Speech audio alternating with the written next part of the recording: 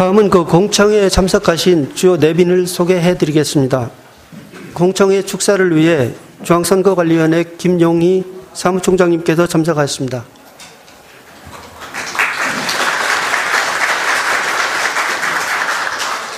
다음은 중앙선거 여론조사 공정심의위원회 위원님들께서 참석하셨습니다.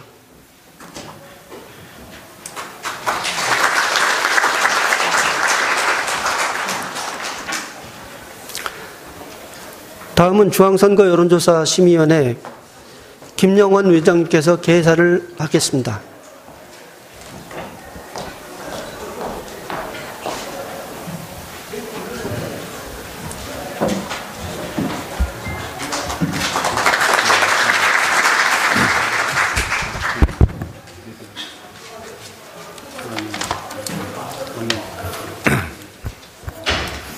네, 안녕하십니까. 바쁘신 일정에도 불구하고 오늘 공청회에 참석해 주신 모든 분들께 감사드립니다.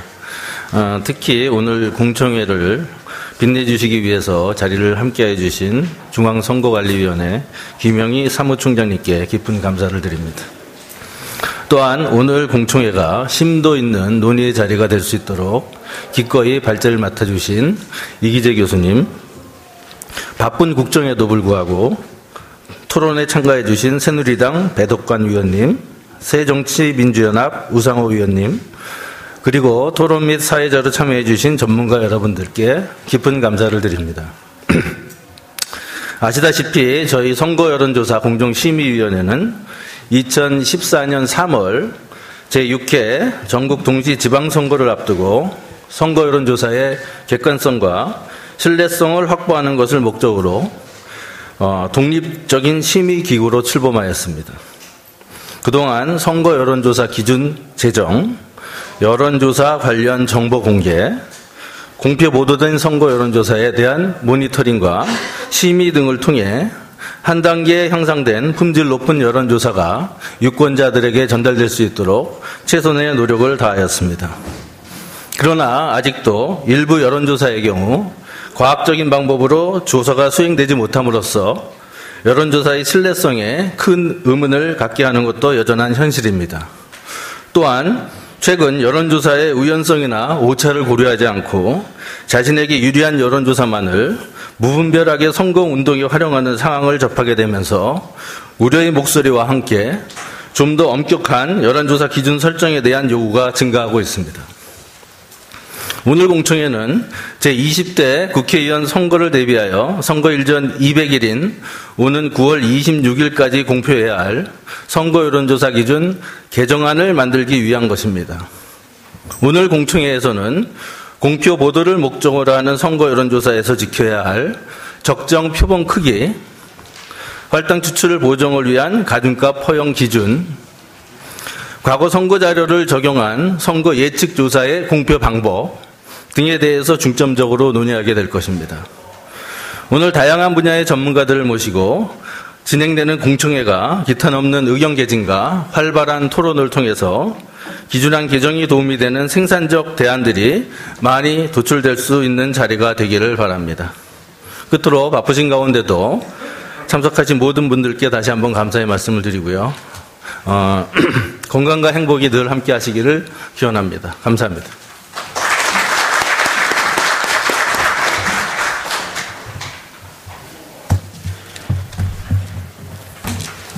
다음은 중앙선거관리위원회 김용희 사무총장님의 축사가 있겠습니다. 바쁘신 가운데서 축사를 위해 참석하신 김용희 사무총장님을 뜨거운 박수로 맞이해 주시기 바랍니다.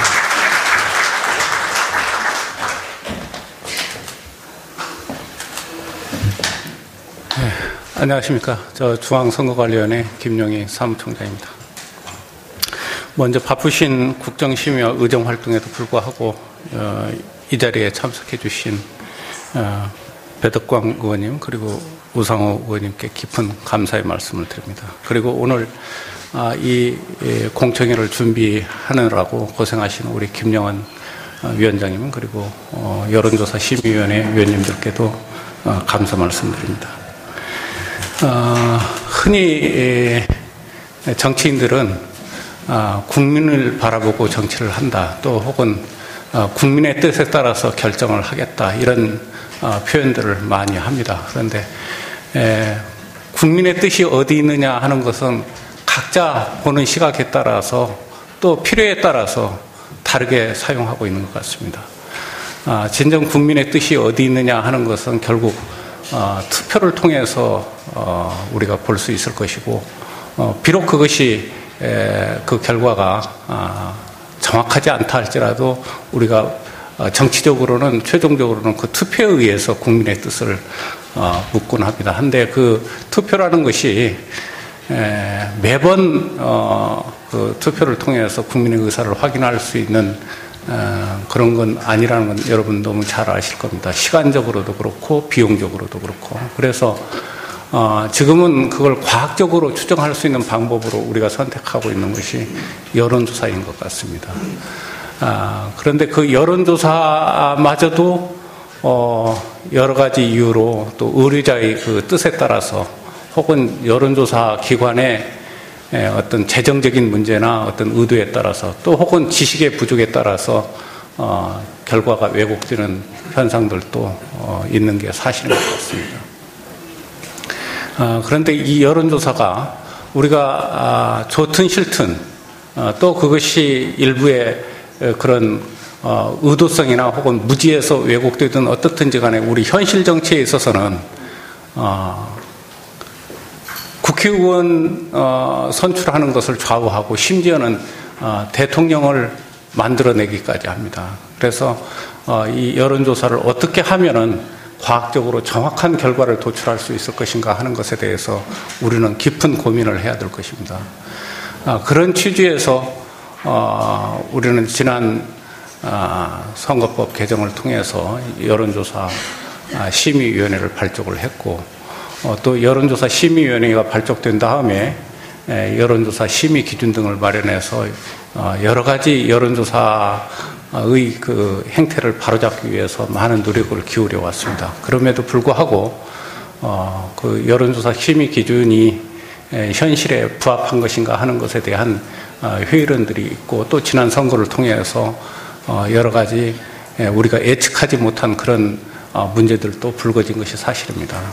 그래서 오늘 공청회에서는 그러한 문제들을 여과 없이 드러내서 다시 한번 우리가 어떤 기준을 가지고 다음 선거를 준비해야 될 것인가 하는 것에 대해서 또 깊은 고민과 전문가들의 의견을 듣는 자리가 되었으면 합니다.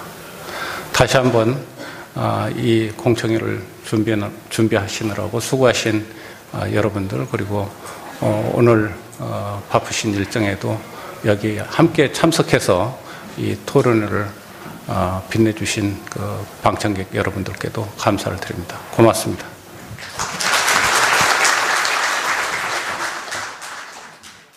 예, 안녕하십니까. 고려대학교 사회학과 임영진이라고 합니다. 여러 가지 그 사회가 어수선함에도 불구하고 이 공청회와 관련해서 귀중한 의견을 주시기 위해서 이 자리에 참석해 주신 여러 선생님들에게 감사를 드리고요. 지금으로부터 100분간 표본 크기, 가중값 등 선거 여론조사 기준 도입 방안에 관한 주제로 공청회를 시작을 하도록 하겠습니다. 먼저 발제와 토론을 맡아주신 분들을 소개해 드리도록 하겠습니다. 제 우측에 그 발제를 맡아주신 중앙선거 여론조사 공정심의위원회 이기재 위원님을 소개해 드립니다. 이어서 토론을 맡아주신 선생님들 소개해 드리도록 하겠습니다. 제 좌측에 부산 해운대구 기장갑 새누리당 배덕강 의원님이십니다. 예, 반갑습니다. 네, 다음으로 서울 서대문갑 새정치민주연합 우상호 의원이십니다. 예, 다음에 서울대학교 언론정보학과 이준웅 교수님이십니다. 다음으로 SBS 기획취재부 현경보 부장님이십니다. 다음으로 한국리서치 김춘석 이사님이십니다. 마지막으로 모노리서치 이민호 이사님 소개해드리도록 하겠습니다. 저희가 이제 여러 가지 이 일정상 많은 토론자 선생님들께서 계시고요. 그래서 진행을 빨리 하도록 하겠습니다. 곧바로 이기재 의원님께서 발제를 해 주시겠는데요. 발제는 한 20분 정도에 맞춰 주셨으면 좋을 것 같습니다. 네. 이기재 교수님. 네. 네, 안녕하세요. 방금 소개받은 한국방송통신대학에 있는 이기재라고 합니다. 오늘 선거 여론조사 기준 개정안 마련과 쟁점이란 주제로 발제를 맡게 되었습니다. 오늘 드리는 말씀은 제 개인적인 의견이라기보다는 여심위 소위원회 활동이라든가 또 중앙여심위회의 그리고 각종 의견 수렴 과정 이런 것을 종합한 그래서 작성한 그런 것임을 밝힙니다. 그리고 오늘 이 자리에 오신 분들은 그리고 방청객에 계신 분들, 방청석에 계신 분들 모두 오늘 주제에 대해서 그리고 오늘 말씀드리게 된 선거 여론조사의 쟁점 사항에 대해서 누구보다도 잘 알고 계실 거라 생각합니다. 그래서 여기서 지금 제가 발제를 맡게 되는 부분에 있어서는 크게 보자면 최소 표본의 크기 문제, 그리고 가중값에 제한을 둘 것인가의 문제, 응답률 등에 대한 문제, 이런 것들에 대해서 말씀을 드릴 텐데요. 이것의 쟁점 사항을 위주로 말씀을 드리도록 하겠습니다. 그리고 이제 오늘 이러한 이 선거 여론조사 기준 개정안에 대한 배경 설명이란가 그런 부분에 대해서는 이미 김영원 위원장님께서 앞에 인사 말씀에서 간단히 말씀을 해주셨기 때문에요. 앞부분에서 서론에 해당되는 내용은 간략히 제가 몇 가지만 말씀을 드리고 바로 본론으로 쟁점 사항을 말씀드리도록 하겠습니다. 현행의 10조에 해당되는 내용입니다. 현행의 선거 여론조사 기준에 대한 제정 당시부터 사실은 이 표본수의 문제, 그리고 응답률의 문제, 그리고 이제 가중값 배율에 대한 문제, 이것에 대해서 최소한의 기준을 둘 것인가에 대해서 굉장히 논란이 많았던 그런 사항이었습니다. 그 당시에 이제 처음 기준안을 마련할 당시에 있어서는 우리나라 선거 여론조사에 대한 기본적인 정보가 전혀 없는 상황이었고, 그러한 객관적인 정보가 없는 상황에서 구체적 기준을 마련하기가 좀 힘든 그런 상황이었음을 말씀드리겠습니다. 현재 시점은 지난해에 6월 지방선거를 거치고 그리고 다시 한번 올해 보궐선거를 거치면서 선거 여론조사 유형에 따라서 어느 정도의 기본 정보를 파악할 수 있게 되었습니다. 그래서 그러한 객관적인 정보의 기초에서 어느 정도의 최소한의 가이드라인으로서 이러한 기준 개정안을 마련하게 되었다는 점입니다. 그리고 지금 말씀드리는 선거 여론조사 기준 개정안에서 제시하는 그런 구체적인 수치라고 하는 것이 어떻게 보면 최소한의 가이드라인 정도의 의미가 있을 텐데요. 이러한 가이드라인이라고 하는 것이 여론조사 기관이라든가 언론사에서 혹시 있을지 모르는 조사 결과에 고의적인 왜곡을 원천적으로 방지할 수는 없습니다. 그렇지만 이러한 기준을 마련함으로써 우리가 이제 선거 여론조사를 진행할 때 어떤 표준적인 방향이랄까 발전적인 방향 그런 것을 제시한다는 점에서 이러한 기준안을 마련하는 것이 의미 있다고 그렇게 생각을 합니다. 그럼 쟁점 사항에 대해서 하나하나 같이 살펴보도록 하겠습니다. 먼저 최소 표본 크기 관련 개정에 대해서 간단히 말씀드리겠습니다. 현행 선거 여론조사 기준에 의하면 제4조 2항에 해당되는데요. 누구든지 선거 여론조사를 실시할 때는 조사 대상 전체에 대한 대표성을 확보할 수 있도록 피조사자를 선정해야 한다 이렇게 정의하고 있고요. 이 경우 과다한 표본을 조사해서는 아니 되며 과소한 표본을 대상으로 조사된 결과를 공표 보도해서는 아니 된다 이렇게 규정하고 있습니다. 다분히 과소 표본 크기에 대한 공표 보도를 제한하고 있는 수준에서 일반적인 원칙만을 명시하고 있다 이렇게 말씀드릴 수가 있겠습니다. 앞서 말씀드린 대로 이러한 기준이 처음 제정될 당시에 객관적인 정보가 없다는 점, 처음 만들어지는 기준안이었다는 점, 그런 점들을 고려해서 일반론적인 원칙만을 제시했던 그런 내용이었습니다. 그렇지만 그동안에 이러한 이 일반론적인 원칙이라고 하는 것이 실질적인 어떤 여론조사의 신뢰성과 객관성을 높이기 위한 역할을 기대하기가 어려웠다는 점이었고요. 그래서 선거 유형에 따라 최소 표본 크기를 제시하는 것이 필요하다는 그러한 의견이 제기되어 왔습니다. 그래서 2014년도 9월 26일에 있었던 선거 여론조사 전문가 토론회에서도 표본 크기 최소 기준에 대한 가이드라인을 기준에 추가해야 되지 않느냐 그런 의견이 나눈 바 있었습니다. 이렇게 이제 과소한 표본을 대상으로 하는 선거 여론조사에 공표 보도를 제한하는 것은 선거 유형에 따라서 최소 표본 크기를 규정하는 것으로 이렇게 표현될 수 있을 것 같습니다. 사실 그 현행 선거 여론조사 기준에 의하면 여론조사 결과를 공표 보도할 때 표본 크기와 그리고 그에 따른 표본 오차를 함께 제시하도록 하고 있어 최소 표본 크기 기준이 없더라고 하더라도 유권자가 조사 결과의 오차 수준을 판단할 수 있다고 이렇게 주장할 수도 있고 또 이렇게 설명할 수도 있겠습니다.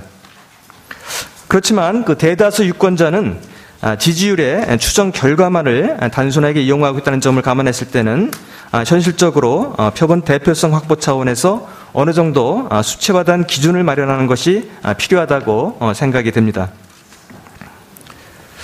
최소 표본 크기를 결정하는 문제는 여러 가지를 고려해야 되는데 우선적으로 지금 고려하고 있는 점은 공직선거법에서 모든 규정이 선거 단위로 규정되고 있다는 점을 고려했을 때 전국 단위 또는 대통령 선거 단위 그리고 광역 단위 또는 광역시 도지사 선거 단위 지역구 국회의원 또는 자치구 시군의 장 선거 단위 또 지역구 지방의원 선거 단위 이와 같이 선거구의 유형에 따라서 구분해서 최소 표본 크기를 결정하는 것을 고려를 할 수가 있겠습니다. 앞서 말씀을 드린 대로 이 선거 여론조사의 표본 크기를 결정하는 문제는 사실은 이게 어떤 한 가지 정답이 있는 것이 아니라 우리가 여러 가지를 고려했을 때 여러 가지를 고려해서 사실은 조사기관이라든가 또는 언론사 그리고 경우에 따라서는 의뢰자 여러 측면에서 봐서 결정해야 될 문제이기 때문에 어느 하나의 정답을 기준을 정답 또는 기준을 마련한다는 것이 쉽지 않습니다. 그래서 선거 여론조사 일반적인 표본 크기 결정이라고 하는 것은 조사의 중요도 그리고 국민의 관심도 또 후보자 간의 지지율 격차라든가 또는 조사에서 고려하고 있는 오차의 한계, 조사 예산 이런 것을 고려해서 여론조사 기관이라든가 발주처가 결정할 그런 사항이지만 이 선거 여론조사에 대한 국민적 관심도라든가 또 조사 결과가 미치는 파급 효과 이런 것을 고려했을 때는 사실은 이 자체 문제를 조사기관에만 또는 발주처에만 맡길 수 있는 것은 아니라고 판단되고 또 표본 크기를 결정하는 문제에 있어서도 선거 단위에 따라서 어느 정도 차등을 두어 결정을 해야 된다 그렇게 생각을 하고 있습니다. 그래서 개정안에서 고려하고 있는 선거 단위별 최소 표본 크기를 말씀드리게 되면 다음과 같습니다. 첫 번째, 대통령 선거 또는 전국 단위 여론조사인 경우에 있어서는 최소 표본 크기를 1000명 정도로 하는 것을 원칙으로 했으면 하는 그런 생각입니다.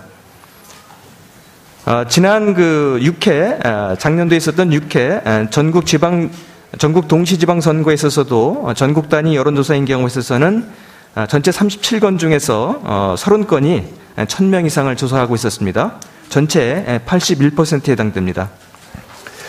그리고 이소마라고 그 유럽 여론 마케팅 조사협회에서도 이러한 그 전국 단위의 그러한 보통의 여론조사인 경우에 있어서 최소 표본 크기를 1000명 이상으로 할 것을 권고하고 있습니다. 두 번째, 광역 단위장 선거 또는 광역 단위 여론조사인 경우에 있어서는 최소 표본 크기를 한 800명 정도 수준에서 하는 것을 제안을 드립니다. 제주도의 경우에 있어서는 지난 6회 지방선거에 있어서는 그 최소 표본 크기가 700명이었고 지역적인 규모를 고려했을 때 제주도의 경우는 최소 표본 기준을 조금 낮추어서 적용할 수 있다고 생각이 듭니다. 그 다음에 이제 세종특별자치시 단체장 또는 지역구 단체장 선거와 지역구의 국회의원 및 기초단체장의 선거의 경우에 있어서는 최소 표본 크기를 다소 낮춰 500명 정도 수준에서 하는 것이 좋겠다는 그런 판단입니다. 지난 6회 지방선거에서는 전체 390건 중에서 500명 이상 되는 경우가 98%인 384건이었습니다. 그 다음에 지역구 지방의원 선거인 경우에 있어서는 최소 표본 크기를 300명 정도 수준으로 하는 것을 제안을 하고 있습니다. 지방선거인 경우에 있어서는 300명 이상의 경우가 전체 44건 중에서 42건이었습니다. 이와 같이 이제 그 최소 표본 크기의 어떤 기준을 두는 것은 지금 보시는 것처럼 지난 지방선거인 경우에 있어서 거의 대부분의 경우에 있어서 이러한 기초적인 어떤 최소 표본 크기 수준을 만족하고 있는 것을 보실 수가 있겠고요. 그 결과가 13쪽에 있는 표 1에서 제시한 그러한 내용입니다. 그래서 이제 이러한 최소 표본 크기라고 하는 것은 극단적인 그 과소 표본을 통해서 이루어진 조사가 공표 보도되는 것을 방지하기 위한 목적이라고 이해를 해주시면 좋겠고요. 또 이제 현행 선거 여론조사 기준 중에는 과다 표본수 문제를 일부 다루고 있습니다. 이 문제에 대해서는 공직선거법상의 그 사전 선거운동 등 단속 측면을 고려해야 되기 때문에 여기서는 구체적인 수치화를 통해서 어떠한 그 기준을 마련하진 않고 추후 논의 과정을 통해서 결정하는 것이 바람직하다는 의견을 제시합니다.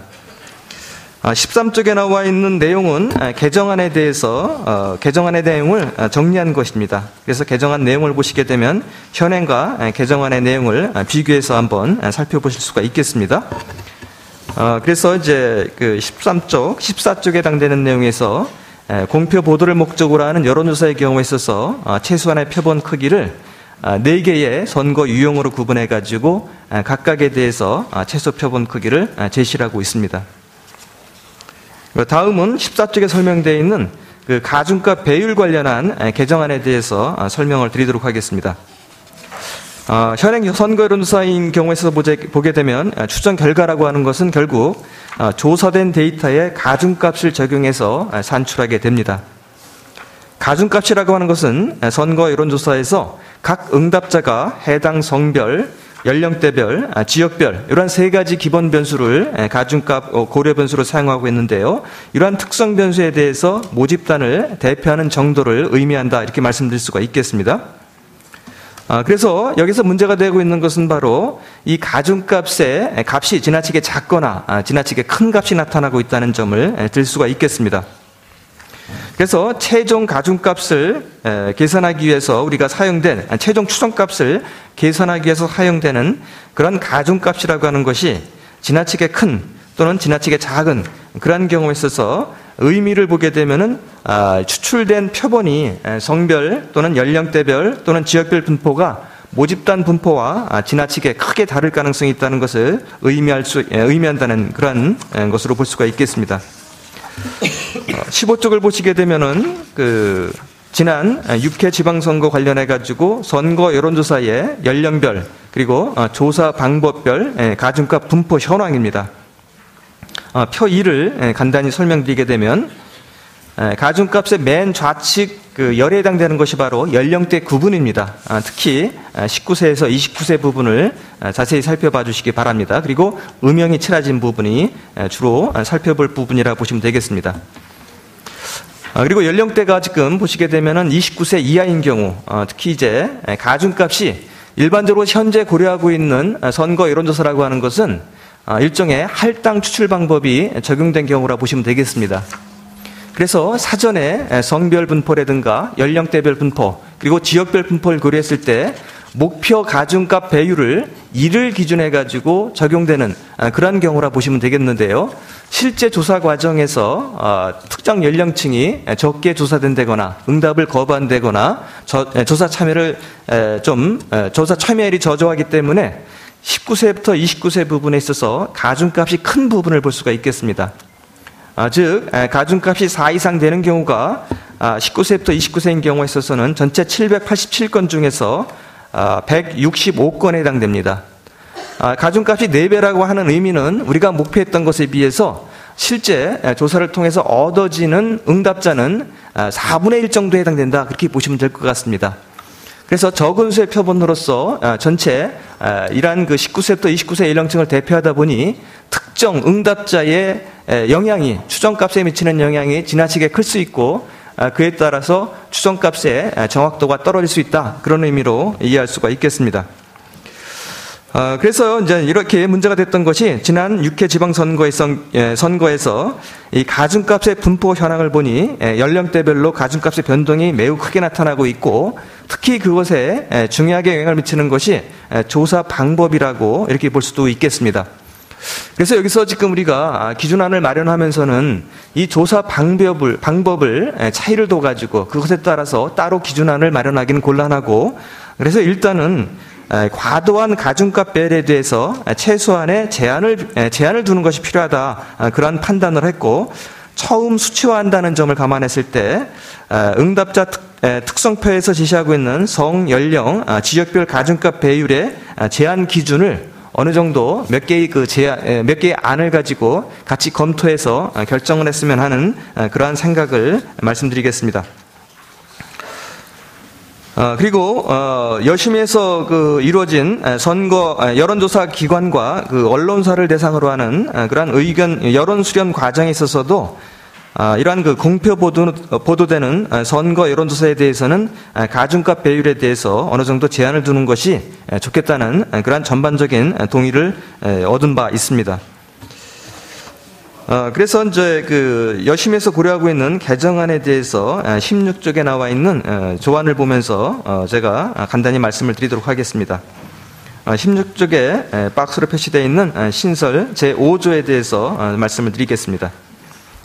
누구든지 공표 보도를 목적으로 하는 선거 여론조사를 실시할 때에는 조사 지역 전체 유권자의 성별, 연령대별, 지역별 구성 비율 등을 기준으로 한 가중값 배율을 밝혀야 하며 가중값 배율은 성별, 연령대별, 지역별로 이것은 각각 성별 따로, 연령대별 기준 따로, 지역별 기준 따로를 얘기하는 것이고 교차폐 형식은 아니라는 점을 말씀드리겠습니다. 그리고 그 가중값 배율의 제한 폭으로서 제1안으로서는 0.5부터 2.0 그리고 제2안으로서는 0.4에서부터 2.5 사이, 제3안으로서는 그 절충안으로서 0.3과 3.0 사이, 이와 같이 세 가지 안을 제시하고 현행대로 제한을 두지 않고 있는 상황 그대로를 공개하도록 하는 그러한 현행안도 같이 검토를 해주시면 좋겠습니다. 그리고 이제 한 가지 또 말씀드리게 되면은 이 가중값 배열과 관련해 가지고 조사업계라고 말씀드리겠지만은 이 조사업계라고 했을 때 미리 받아본 토론문에서 김주석 이사님께서 뭐 여러 가지 또 의견을 말씀해 주셨는데요. 간단히 조사업계라고 통칭해서 말씀드리게 돼서 죄송한 그러한 말씀도 있지만 저희 입장에서는 이걸 또 구분해서 말씀드리기가 좀 어려워서 조사업계로 이렇게 통칭해서 말씀드린 점을 양해를 부탁을 드리겠습니다. 군 지역만을 대상으로 하는 선거 여론조사인 경우에 있어서는 제한된 시간 내에서 조사가 진행되다 보니 20대 유권자의 할당을 맞추기가 대단히 어렵다. 그러한 의견을 제시를 하고 있습니다. 그래서 이와 같은 조사 현실을 무시할 수 없는 상황이었고, 그래서 당분간은 군 지역만을 대상으로 하는 선거 여론조사인 경우에 있어서는 20대와 30대를 통합해서 연령 기준에 대해서는 20대와 30대를 통합해서 가중값 배율에 제한을 두는 방안, 이렇게 우리가 이 신설안에서 이런 가중값 배율의 문제를 다룰 수도 있다고 판단하고 있습니다. 뭐 이러한 문제에 대해서도 좀 다양한 의견을 말씀해 주시면 좋겠습니다. 물론 저희 여심이 입장에서도 이러한 가중값 배율에 제한을 두는 것, 이것이 모든 선거 여론조사의 정확성을 담보할 수 있는 그러한 것은 아니라는 것을 잘 알고 있습니다. 그렇지만 이런 것들이 일종의 기본적인 이런 제한을 두는 취지라고 하는 것은 선거 여론조사를 담당하는 조사기관이라든가 또는 언론사 입장에서는 약간의 규제가 불편하겠다 그런 생각도 들고, 그렇지만 우리나라 조사업계가 지켜가야 할 기본 틀을 갖춰가는 그런 이행 과정에서 과도기적으로 우리가 설정한 것이라고 이렇게 이해를 해주시면 좋겠습니다. 다음은 응답률에 대해서 같이 한번 살펴보도록 하겠습니다. 일반적으로 선거 여론조사에서 낮은 응답률의 문제가 굉장히 많이 문제점으로 이렇게 지적되고 있습니다. 낮은 응답률이 일반적으로 응답의 체계적인 편향과 관련되어 있을 거다. 그럼으로써 조사의 정확도를 떨어뜨릴 수 있다. 그러한 것들은 잘 알려진 사실입니다. 그렇다고 해서 그 응답률이 높은 선거 여론조사라고 하면 반드시 정확도가 높은 좋은 조사라고 또 할 수도 없는 것이 현실입니다. 지난 그 제6회 지방선거 응답률을 보게 되면은 적지 않은 수의 조사들이 응답률 7% 미만을 나타내고 있었습니다. 17쪽에 표 3을 보시게 되면 지난 6회 지방선거에서 선거 여론조사의 응답률 분포를 보실 수가 있겠습니다. 전체 816건의 선거 여론조사가 있었는데 그 중에서 응답률 7% 미만인 경우가 무려 316건에 해당됩니다. 물론 이 경우에 있어서도 조사 방법에 따라서 큰 편차를 나타내고 있다는 것을 볼 수가 있습니다. 그리고 표 4를 보시게 되면은 상반기 재보궐선거인 경우에 있어서도 응답률 분포에서 마찬가지로 대단히 낮은 응답률을 나타내고 있다는 점을 볼 수가 있습니다. 8쪽을 설명드리겠습니다. 그래서 그 선거 여론조사에 조금이라도 관심 있는 국민이라고 한다면 이렇게 응답률이 낮은 것에 대해서 이렇게 응답률이 낮은 선거 여론조사에 대해서는 신뢰하지 않는 것이 일반적이라 할 수가 있겠고, 선거에 참여하는 후보자 입장에서도 자신에게 불리한 여론조사 결과가 보도되는 경우에 있어서 응답률이 지나치게 낮은 경우에 있어서는 이 결과를 받아들이기 어려운 것도 사실입니다. 그래서 응답률이 일정 수준 이하인 그러한 여론조사에 대해서는 유권자를 혼란하게 할 수 있으므로 공표 보도를 제한하자는 그러한 일부 의원분들의 입법 개정 법률안에 대한 제정 이유도 같은 맥락이라고 말씀드릴 수가 있겠습니다. 그랬을 때 우리가 열심히 해서는 그 응답률의 수치화 기준을 과연 둘 것인가에 대해서 여러 차례 논의를 하는 바 있습니다. 그 논의 결과는 기본적으로 응답률이라고 하는 것은 조사 방법에 따라서 굉장히 크게 차이 나고 있다는 점을 고려했고요. 또 하나가 응답률에 제한을 둘 경우에 있어서는 접촉 현황에 대한 허위 보고 등의 부작용 가능성이 있다는 점을 고려했을 때 구체적인 수치화 기준을 두는 것은 조금 어렵지 않나 그렇게 판단하고 있습니다. 그동안 그 선거 여론조사 관련해 가지고 열심히 해서 한 중요한 그 역할 중에 하나는 바로 이 선거 여론조사 관련해 가지고 기본 정보를 투명하게 공개하도록 한 그러한 그 정보의 공개라고 생각을 하고 있습니다. 그랬을 때 응답률 현황을 제한을 둠으로써 그동안 열심히 해서 쌓아온 이러한 그 선거 여론조사 관련 기본 정보의 투명 공개 원칙의 근간을 흔들어서는 곤란하다는 판단을 했고, 그래서 이러한 그 응답률에 대해서는 따로 제한을 두지 않고 그 접촉 현황을 그리고 응답률을 홈페이지를 통해서 공개하는 것을 더욱 강화하는 쪽으로 의견을 모았습니다. 다음은 그 5차 보정 방법에 따른 등록 관련 개정에 대해서 간단히 말씀드리겠습니다. 이 내용은 그동안 단순 지지율 추정하는 방식으로 해서 선거 여론조사 결과를 보통은 발표하고 있는데, 그것은 전체 유권자가 투표한다는 그런 전제로 해서 마련된 그러한 추정 결과라고 말씀드릴 수가 있겠습니다. 근데 이제 필요에 따라서는 실제 개표 결과를 예측하는 목적으로 이루어지는 그러한 그 선거 결과 예측 지지율을 산출하는 경우가 나타나고 있습니다. 이 경우에 있어서 이런 선거 결과 예측 지지율이라고 하는 것이 특정 후보에게 유리하도록 산출되는 그러한 자의적 수행을 막는 그런 제도적 장치가 필요하다는 데 의견을 모았습니다. 그래서 이러한 그 의견을 모아서 만들어 놓은 것이 바로 19쪽의 하단에 있는 개정안이 되겠습니다. 개정안의 내용을 간단히 말씀드리도록 하겠습니다. 5차 보정 방법에 따른 등록 제13조 개정안입니다. 5차 보정 방법을 등록할 때는 조사지역 전체 유권자의 인구 구성에 따른 성별, 연령대별, 지역별 비율 및 5차 보정에 사용된 모집단의 정보의 출처를 기재하도록 이렇게 규정하고 있습니다. 그 2항에서는 선거 결과 예측 지지율 산출을 위해 제1항의 5차 보정 방법 외에 과거 선거 투표율 보정이라든가 과거 선거 후보자의 득표율 보정이라든가 응답 유보층 분석 등 추가적으로 수행한 경우에 있어서는 5차 보정 방법과 이에 사용된 기준 정보를 모든 관련 정보를 함께 등록하도록 하고, 중요한 내용이 바로 20조에 해당되는 제3항인데요. 이 경우에 있어서는 이러한 기본적인 정보를 등록하는 것뿐만 아니라 단순 지지율과 더불어서 선거 결과 예측 지지율을 함께 공개하도록 함으로써 유권자들이 두 결과를 비교해서 확인할 수 있도록 하는데 그 제3항에 하는 것이 바로 제3항의 내용이라고 말씀드릴 수가 있겠습니다.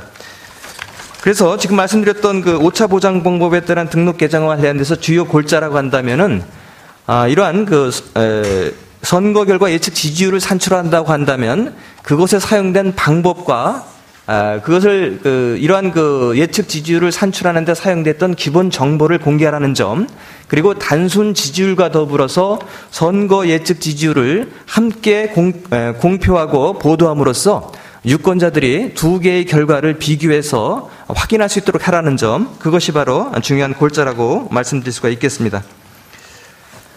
그래서 지금까지 그동안 지난 작년도의 지방선거라든가 올해 그 재보궐선거, 이것을 통해서 나타났던 선거 여론조사 기준에 관련돼서 됐던 중요 쟁점들에 대해서 말씀드렸고, 최소 표본 크기 문제라든가 또는 가중값 배율의 문제, 응답률의 문제, 그리고 오차 보정 방법에 따른 등록의 문제, 이런 것을 그러시고요. 그리고 이제 오늘 미리 이제 토론문도 받아보고 또 여러 분들의 의견을 미리 들어봤을 때 이 선거 여론조사 기준안이라고 하는 것이 어떻게 보면 우리나라 선거 여론조사의 표준을 만드는 아주 중요한 작업이라는 그러한 생각이 들었고요. 그리고 우리가 이러한 토론 과정을 통해서, 그리고 여론 수렴 과정을 통해 가지고 선거 결과에 직접적으로 영향을 미치고, 그리고 한 번 공표 보도된 이러한 여론조사 결과라고 하는 것은 되돌릴 수 없다는 그러한 점들을 고려했을 때 우리가 이 선거 여론조사 기준을 경우에 따라서는 좀 더 강하게 규제를 해야 된다는 그런 측면의 말씀도 있었고요. 또 경우에 따라서는 너무 지나친 규제가 이 선거 여론조사의 발전을 저해한다는 그런 말씀도 있었거든요. 그래서 여기 계신 토론하시는 분들, 그리고 방청에 계신 분들의 종합적인 의견을 우리가 수렴을 해서 최종 개정안을 마련하는데 기초 자료로 삼고 아마 9월쯤에 이 개정안이 마련될 거라 생각되는데요. 그때까지 관심을 가지고 지켜봐 주시고 좋은 의견을 말씀해 주시면 고맙겠습니다. 이상 제 발제를 마치도록 하겠습니다. 여러분 대단히 반갑습니다. 저는 해운대 기장가 배덕광 국회의원입니다. 이기재 교수님의 발제 참 잘 들었습니다. 이태리의 정치사전가 마키아벨리는 국민의 소리는 신의 소리와 같다라는 이야기를 했습니다.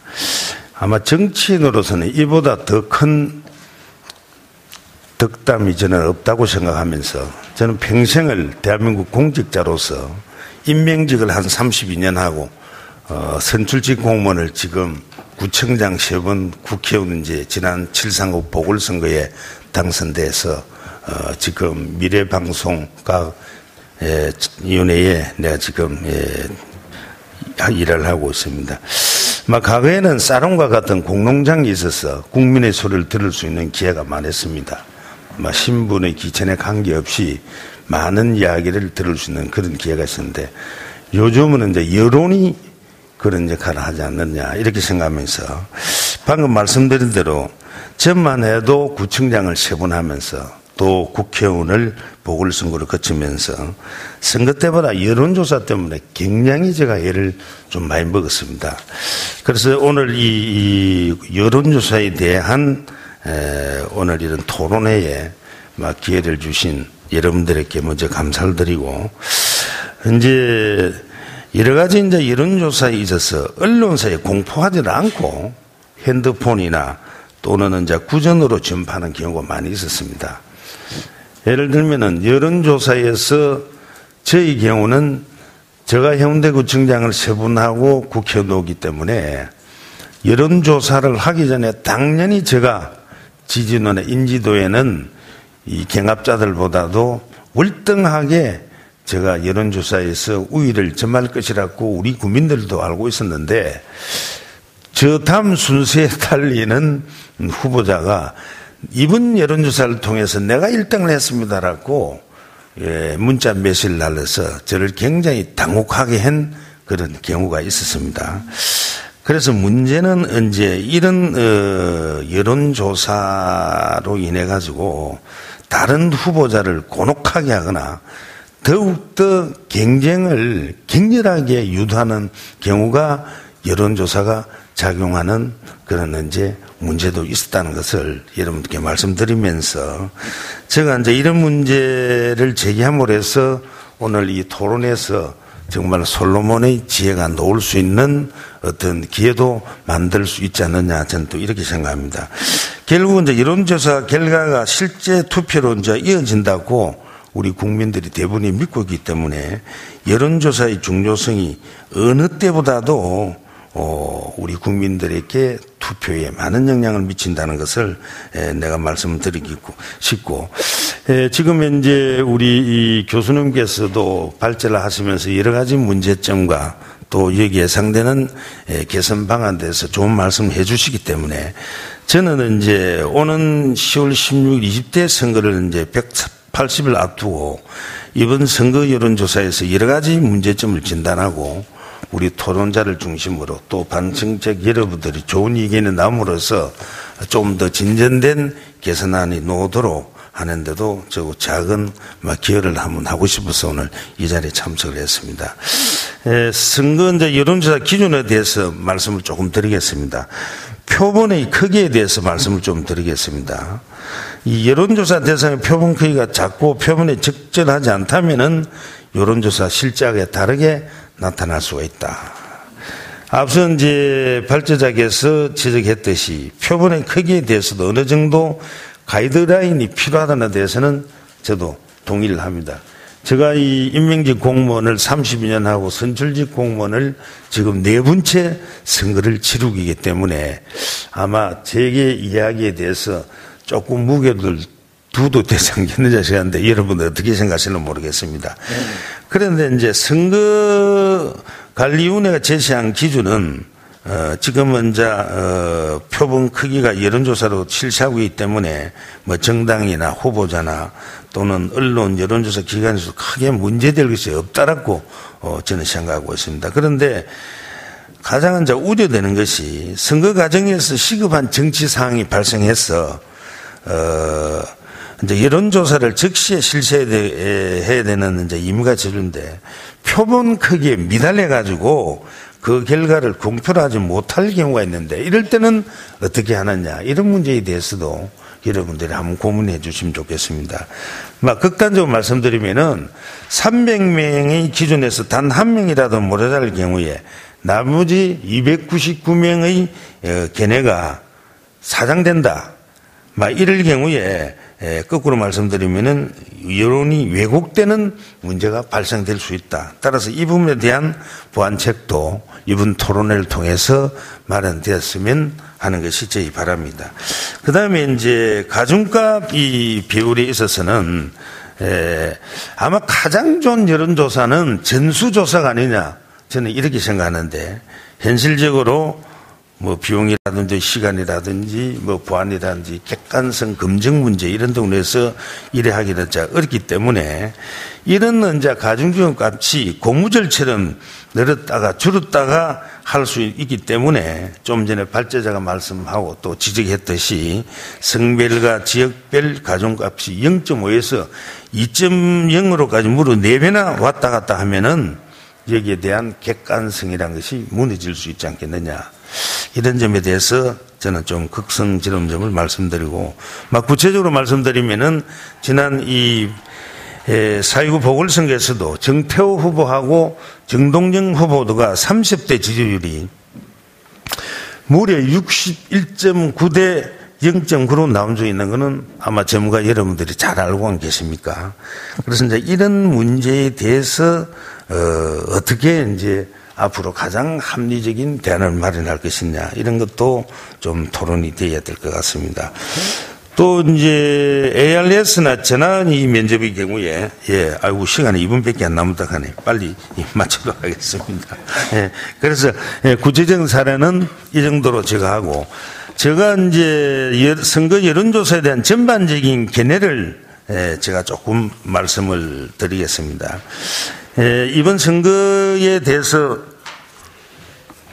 이제 제가 이제 느낀 점을 이번 선거하고 지난 7선거 보궐선거에서 제가 느낀 점을 몇 가지만 말씀을 드리도록 하겠습니다. 첫째, 연령대별 표준 크기를 비중이 아니라 전화해선수로 결정하는 방법을 검토해 줘야 된다. 지금 연령별로 비율을 둔다 그러면은 조작할 가능성이 많더라. 심지어 저희 경우에도 이 전화를 착신한 전화를 100대를 넣어줄 거니까 당신이 어떻게 해라는 이런 내가 유혹을 받은 경우가 있습니다. 그래서 저는 단호히 그런 작전 세력들의 근유를 저는 단호히 거절한 경우가 있습니다. 그래서 이런 기준을 만들 적에 정말 지혜롭게 국민의 공감을 살 수 있는 방법을 검토를 해야 되고, 그 다음에 이제 여론조사 요원에 대한 모니터가 필요하다. 다시 말씀드리면은 선거관리위원회나 시민단체나 또는 양쪽 후보자의 대리인이 참여해서 감시 역할을 엄격히 좀 해줘야 선거에 당선된 사람이나 낙선된 사람들의 공감을 얻을 수 있다. 이런 시스템이 마련되어야 된다라고 말씀드리고 싶고, 그다음에 마지막으로 이제 여론조사 결과 분석 과정에 양쪽 캠프의 선관위가 반드시 참여하도록 해야 된다. 저 선거의 경우입니다. 제가 이제 경선을 거치고 또 본건설을 치르는데 반드시 여론조사 결과 분석에 양쪽 후보자의 대리인이나 선거관리원이 참여해서 객관성과 검증성이 좀 확보되어야 된다. 그래서 이번에는 도입이 좀 어렵더라도 적어도 언론에 공포하는 여론조사 결과만큼은 선거관리위원회하고 그 다음에 후보자의 대리인이 참여한 것에 대해서만 적용하도록 하는 것이 좋을 것 같다는 제 의견입니다. 제가 이제 선출직 선거를 이제 4번을 치른 그런 경험이 있고, 이제 작년 730 선거를 치르기 때문에 방금 방청객 여러분들에게 말씀드린 이 3가지 문제점, 오늘 솔로몬의 지혜를 발휘해서 내년 총선에서는 국민 모두가 공감하고 또 당선자나 낙선자가 모두 다 정말 이런 기준은 이의가 없다는 그런 견해가 놓을 수 있는 오늘 좋은 토론회가 되시기를 빌면서 제 발언을 마치겠습니다. 감사합니다. 예, 배 의원님 감사합니다. 다음으로는 우상호 의원께서 토론을 해 주시겠습니다. 10분이라는 이 시간이 너무 좀 짧은지는 뭐 저도 너무나 잘 알고 있습니다만 이 일정을 좀 준수해 주셨으면 감사하겠습니다. 네. 새정치민주연합의 우상호 의원입니다. 제가 저희 당에서 대변인을 캠프 대변인까지 8번을 했습니다. 이게 뭘 의미하냐면 주요 선거 때마다 대변인을 하면서 이 여론조사 결과로 인해서 만들어진 왜곡에 대해서 정면으로 싸웠던 사람입니다. 그래서 저는 이제는 선거 여론조사 결과를 믿지 않습니다. 그리고 이것은 이런 겁니다. 우리가 지금 선거법상에 허위사실 공표죄가 있습니다. 약간의 오차가 있는 것은 이해하겠는데 20%, 25%씩 오차가 난 그것을 여론조사 결과라고 발표해서 유권자의 표심을 왜곡하는 일, 이것은 저는 허위사실 공표라고 생각합니다. 이것을 전 막자는 것입니다. 어떻게 하면 저보다 정확한 여론조사 결과가 나올 것이냐에 대한 고민, 이것은 여론조사 기관과 선관위가 같이 하셔야 되겠지만 표를 먹고 사는 저희 정치인들 입장에선 피가 마르는 일입니다. 아니 세상에 어떻게 이렇게 정반대의 여론조사를 결과를 언론이 한 달 내내 보도해서 특정 후보에게 불리하도록 만드는 이런 것이 그냥 이 민주주의 사회에서 그대로 용인되고 있느냐, 이런 측면에서 이것은 저는 절대로 그냥 뭐 현실이 어떻다 이렇게 접근할 문제가 아니다. 이건 민주주의 왜곡이다. 이런 측면에서 접근하셔야 된다고 생각합니다. 여론조사 기관의 경영상의 문제 혹은 표본 집단의 뭐 여러 가지 어려운 다 이해합니다. 그러나 그 어려움이 민주주의를 대체할 정도의 문제인가? 저는 그렇게 보지 않습니다. 그런 측면에서 저는 선관위가 이 문제에 대해서 되게 엄중하게 접근해야 된다는 문제를 말씀을 드리겠습니다. 제 예를 좀 들어보겠습니다. 2010년도 제가 이때 대변인 했습니다. 서울시장 선거 오세훈 후보가 한명숙 후보를요 거의 17% 이기는 거로 거의 한 3주일 보도했습니다. 제가 대변인했기 때문에 매일 그게 사실이 아니다. 이렇게 반박했어요. 결과적으로 0.6% 차입니다. 여러분 0.6%면요 이거는 말이 안 되는 거죠.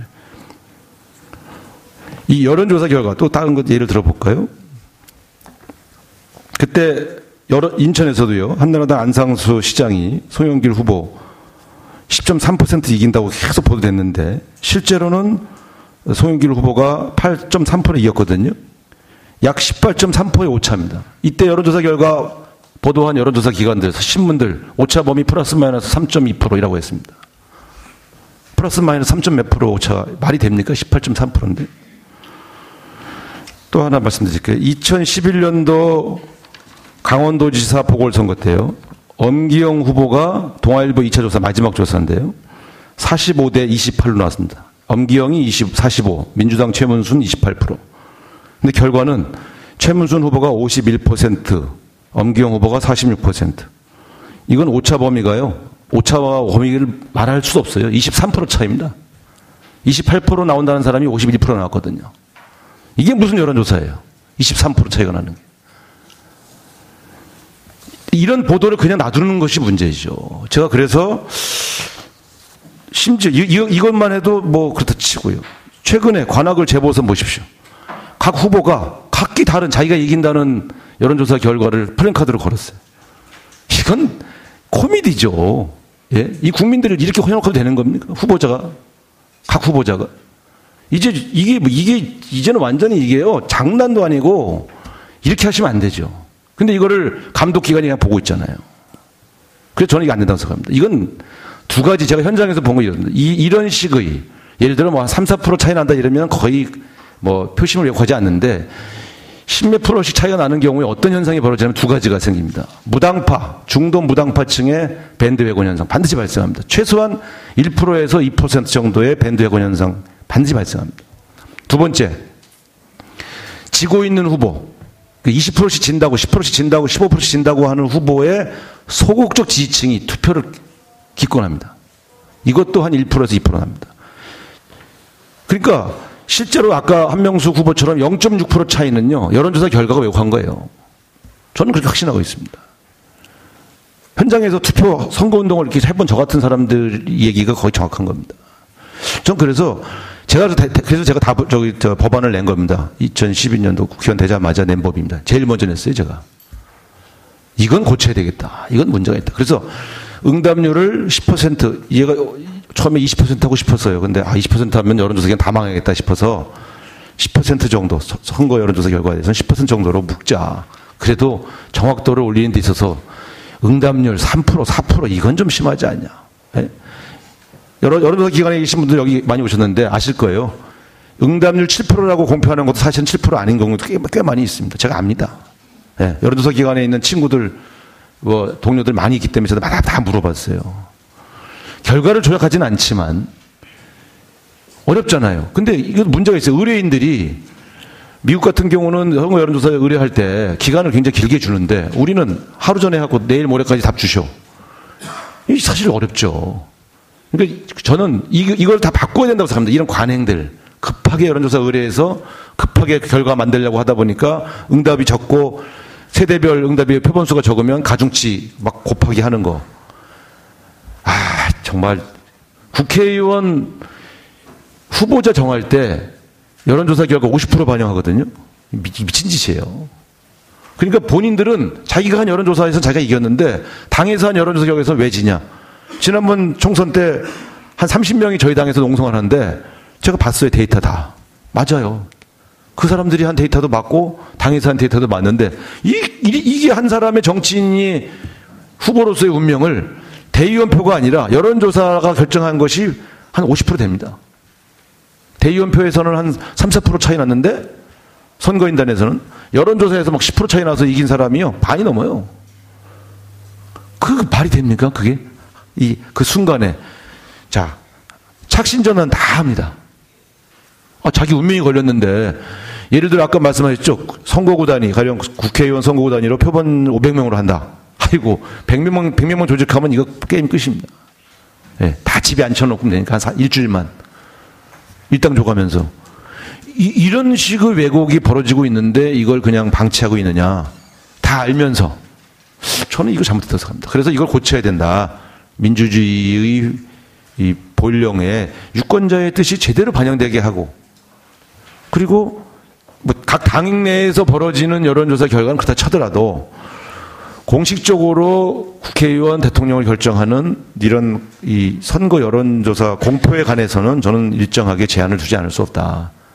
정확도를 높이기 위한, 어떤 것이 정확도를 높이기 위한 제도인가에 대해서는 저는 전문가들이 모여서 의논하셔야 되겠지만, 정확하지 않은, 정확할 가능성이 적은 여론조사 결과의 공표는 저는 금지시키는 것이 맞다.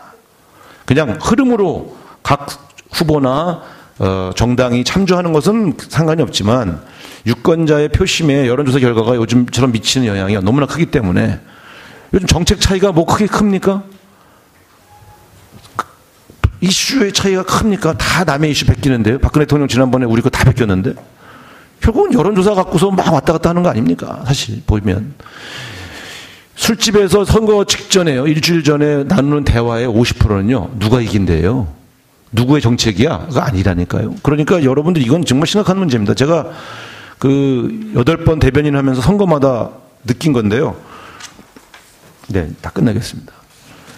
그러면 어떻게 되냐? 기자들한테 항의를 해, 제가. 이렇게 보도하면 안 된다. 여론조사 기관에서 여론조사한 걸 우리가 돈 주고 의뢰했는데 왜 어떻게 보도 안 합니까? 그것이 자기가 현장에 가서 취재를 해보면 정확하지 않다는 걸 알면서도 보도합니다. 기자는 그 여론조사가 결과가 정확하지 않다는 걸 알면서도 보도해. 나중에 어떻게 하는지 아십니까? 결과가 다르게 나오면. 지난번 2010년 지방선거 때요. 예상 밖의 결과. 야당 압승. 무슨 예상 밖의 결과예요? 예상을 잘못한 거지. 자기들이 예상을 잘못해놓고 예상 밖의 결과라고 보도를 할 수밖에 없잖아요. 이게 반복되고 있습니다. 웃을 일이 아니에요. 민주주의가 왜곡되고 있는 겁니다. 네? 그래서 저는 지금 말씀하신 발제자의 말씀에 동의하지만, 네, 솔직히 전문가가 아니기 때문에 표본수가 어쩌고 뭐 가중치가 어쩌고 뭐 이런 전문적인 얘기는 잘 모르겠습니다만, 제가 응답률 법안을 낸 이유는 최소한 응답률이 10% 정도는 돼야 지금 가중치 문제나 이런 문제도 해결될 수 있는 거 아닌가라고 하는 점에서 접근한 겁니다. 그래서 저희 당에서 제가 전략홍보본부장 하면서 저도 고민이 됐어요. 20%가 예? 여기 백지연 의원 계시면 백지연 의원이냐 이 경쟁자, 제가 전략홍보본부장이지만 양심이 꺼려지는 거예요. 야, 이게 20대가 5명이 응답을 했는데 곱하기 몇을 해야 돼 이거. 20대의 인구수는 더 많은데, 60대는 말이죠. 50명씩 다 응답했는데, 60대는. 이 말도 안 되는 곱하기를 해갖고서는 한 사람을 떨어뜨렸다니까요. 그런 짓을 하고 있어야 되는 이 현상이 맞습니까? 그래서 저는 이 응답률 문제를 제가 냈습니다만, 지금 이 내년 총선 앞두고 또다시 선거 여론조사 결과가 오차가 막 20%씩 나가지고, 예? 특정 후보에게 불이익이 생기는, 그래서 민주주의 유권자의 표심이 왜곡되는, 이건 막아야 된다. 이건 정말 다시 한번 강조드리고 싶습니다. 예, 이상입니다. 예, 감사합니다.